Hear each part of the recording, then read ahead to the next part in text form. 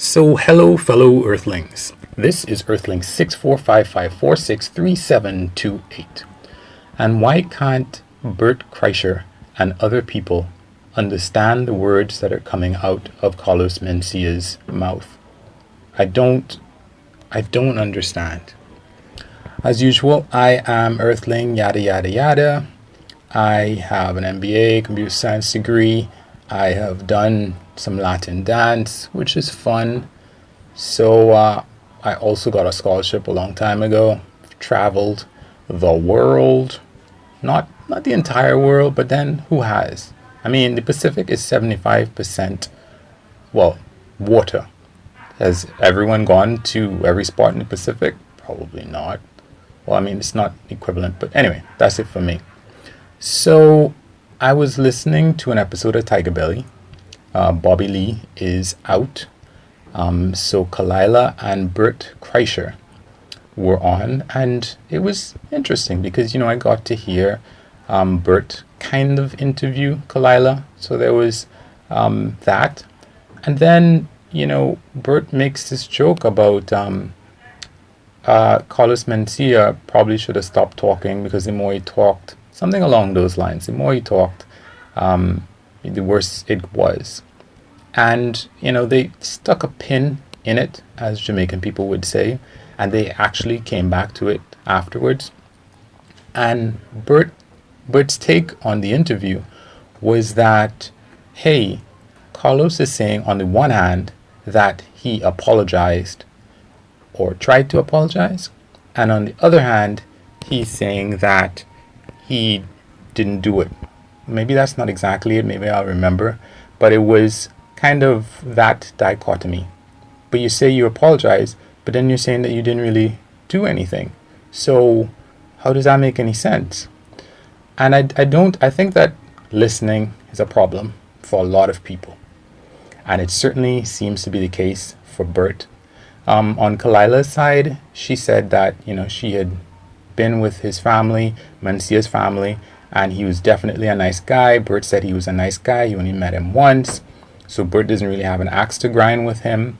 But Bert had an incident where he had spoken to Bobby Lee when he said that he felt that Bobby Lee was being pressured by Carlos Mencia in order to recant or say that Mencia really wasn't a liar. And when he was looking at the video of Bobby Lee doing that, he could kind of place that with a situation that he had. And I guess that really drove home for him that, yeah, there was something here, and maybe Carlos was guilty because of that. Just before I forget, I wanted to bring up a really interesting point for me, which was that Kalila was saying at the end of the discussion, she was saying, what if, a decade from now, there's evidence that comes out that shows that he didn't do any of these things that we think that he did. And, the reason why he kept saying that he didn't is because that was his truth. That was the truth. What would happen? And Bert is instantly like, well, I've never said that, really bad things about Carlos. And he's sidestepping. Well, okay, Bert. Yeah, I get it. And that's kind of like exactly my point, because there's nothing for Carlos to gain by insisting his innocence, by pleading his innocence and insisting that he doesn't think that he even accidentally took people's stuff because he heard it previously. What is the point of that? What is the point? I mean, I can't say that there are. I feel like I have experienced people who insisted that they were innocent, and then they were released as part of the Innocence Project. I feel that is the experience that I have had from hearing those people's stories. So I don't so much, I've heard the jokey stories like we might have heard from Shawshank Redemption, where everybody in the prison is innocent, but what's his name? got the impression from Andy, the character, that he really was innocent. But I think going back to Bert for a second, I think Bert also said that he would have liked to have heard the mechanics of it, in terms of if he said something like, when I wrote the joke that Ari, this other comedian, is accusing me of with respect to Mexicans building the wall, I already started formulating the joke in my head, and then when I heard his, I was like, well, I already started mine, and da da da. And, well, I can't expect that everybody or anybody would have really investigated this stuff with Carlos.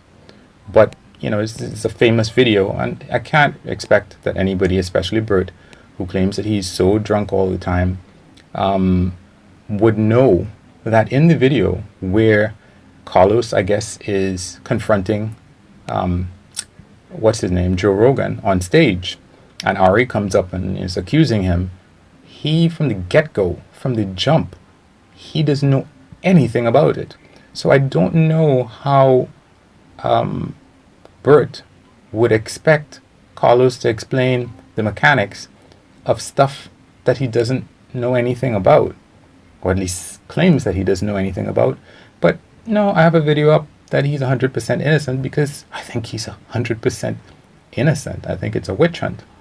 But with respect to Bert's not understanding how Carlos could say that he apologized, or he tried to apologize, and at the same time he's innocent, Carlos said he tried to apologize to the people that he was told that he had stole jokes from.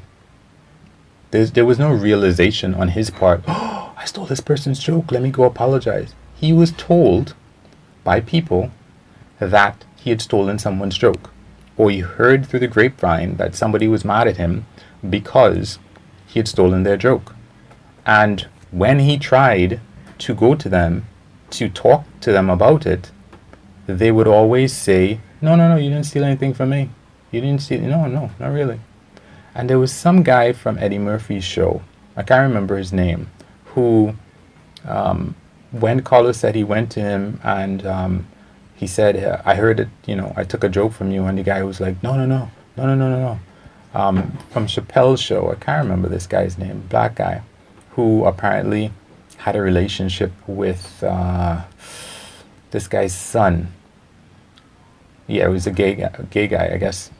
But anyway, the problem is that I heard from the owner of this other place that same guy had approached him saying that Carlos had stolen his joke. So I don't know if it's a before or after, or what kind of crazy thing is happening, but this guy completely aside from anything. He's the owner of a club. They were talking about Dane Cook, and he just brought up in the thing, this guy said that Carlos was stealing his jokes. And then when Carlos approaches the guy who apparently was spreading the fact that Carlos had stolen his joke, the guy denied that Carlos had stolen his joke.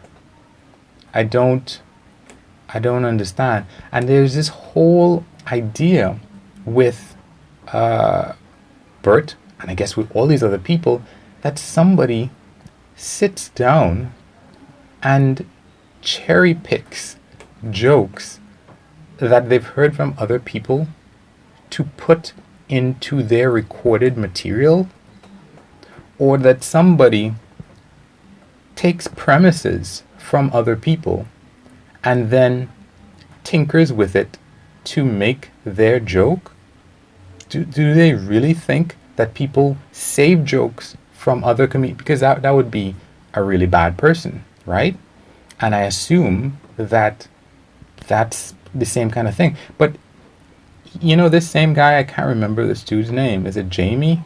Jamie from Iran. He's the owner of a comedy club. Anyway, Louis C.K., they played a joke on the same podcast. They were accusing Dane Cook of stealing jokes. And Louis C.K. had a joke about a cyclist who ran into a car door. And Dane Cook had a joke about that. And the guy was like, but listen, you don't understand. This is something that actually happened, that Dane Cook actually observed. We were good friends. He came and he told me the story of this happening. So he's not allowed to see things that other comedians see. So he's banned from talking about anything because is there some kind of a patent law? I guess there is a patent law that anything that any comedian has ever talked about, if a comedian has ever spoken about family life, about their son, about their daughter, about their butt, about kissing, about making out, about dating, you are barred as another comedian from ever approaching that topic.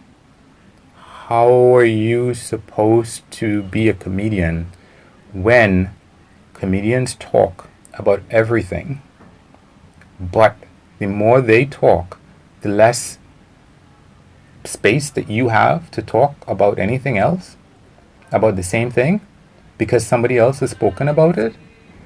What kind of crazy... Anyway, that was really frustrating to me to hear that. In a way, it seemed like Bert Kreischer and everybody else who have a history of hearing about Carlos's reputation, they come into any conversation about him already knowing that he's wrong. So when they hear that he tried and could not find, that he has recordings of all of his stuff that he has used or attempted to use to find out, to get proof of when somebody else says that he stole a joke from them. He says he has everything recorded. So if you have a joke that predates his, come with some evidence of it and let's look at it. And he's never found anybody to show him definitively that it's been the case that they had a joke before him to compare to his records and see that. And even then, so you have a son that you joke about, somebody else has a son that they joke about, but they are banned from joking about their son because you joked about your son. What kind of insane, crazy system do comedians have? Hopefully though, if I have to end this on a positive note, the idea that there is reason for comedians to be friends with each other, or at least not to defame each other now because of podcasts, because you want to have people on your show. Mencia is never going to be on Joe Rogan's show, and that would be a huge show.